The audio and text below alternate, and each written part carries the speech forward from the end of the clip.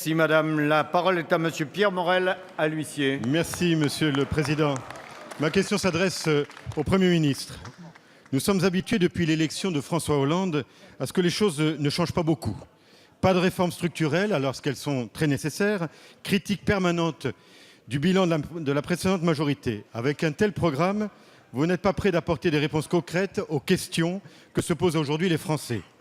Le changement n'est clairement pas maintenant et on a bien compris que sur les sujets qui appellent des réponses immédiates, vous préférez la politique du statu quo. Lors de son discours de lundi sur l'immigration, le président de la République a exprimé pour la première fois depuis 2 ans et demi sa position. La défense des accords de Schengen à tout prix, quelle que soit la réalité de l'immigration en Europe, quels que soient les problèmes auxquels sont confrontés les pays européens et quelles que soient les solutions que l'on pourrait y apporter. Surtout, ne rien changer. Mais monsieur le Premier ministre, réformer n'est pas un gros mot. Et la maîtrise des flux migratoires commande de se poser de temps en temps des questions et de proposer. Loin des caricatures, plutôt que de relancer des débats pour rassembler la gauche, vous feriez mieux de rassembler les Français et d'engager la France dans une position volontariste sur la question des flux migratoires en Europe. Monsieur le Premier ministre, au-delà des beaux discours incantatoires, quelle va être la position de la France pour porter des solutions concrètes au niveau européen? Merci. La parole est à monsieur Harlem Désir, secrétaire d'État chargé des affaires européennes. Merci Monsieur le Président, Mesdames et Messieurs les députés, Monsieur le député Morel à l'huissier.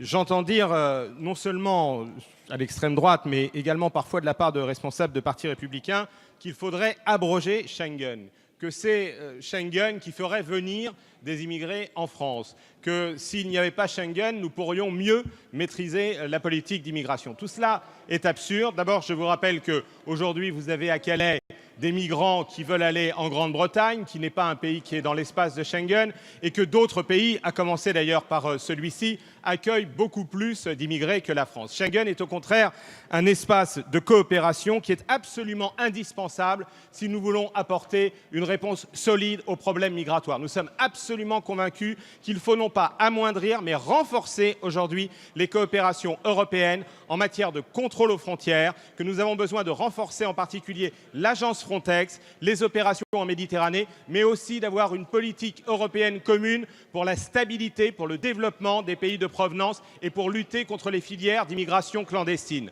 En ce qui concerne le droit d'asile, parce qu'il y a souvent des confusions, cela relève d'autres accords, les accords de Dublin, qui s'appliquent à tous les pays de l'Union européenne, y compris ceux qui ne sont pas dans l'espace Schengen. Mais qu'il s'agisse des pays de l'espace Schengen ou des autres pays de l'Union européenne pour lesquels s'appliquent les conventions de Dublin, chaque pays est maître de sa politique d'immigration, peut choisir d'accueillir plus ou moins d'immigrés, selon des critères de regroupement familial, selon des critères économiques, selon des critères aussi de rayonnement. C'est pourquoi nous accueillons des étudiants étrangers. Et comme l'a dit le président de la République, c'est une force pour la France d'être capable d'accueillir et d'intégrer des immigrés autour des valeurs de la République, mais cette immigration doit être contrôlée, maîtrisée, et nous la maîtriserons plus en agissant en coopération avec nos partenaires européens. Je vous remercie. Merci monsieur le ministre. La séance des questions au gouvernement sur des sujets européens est terminée. La séance est suspendue.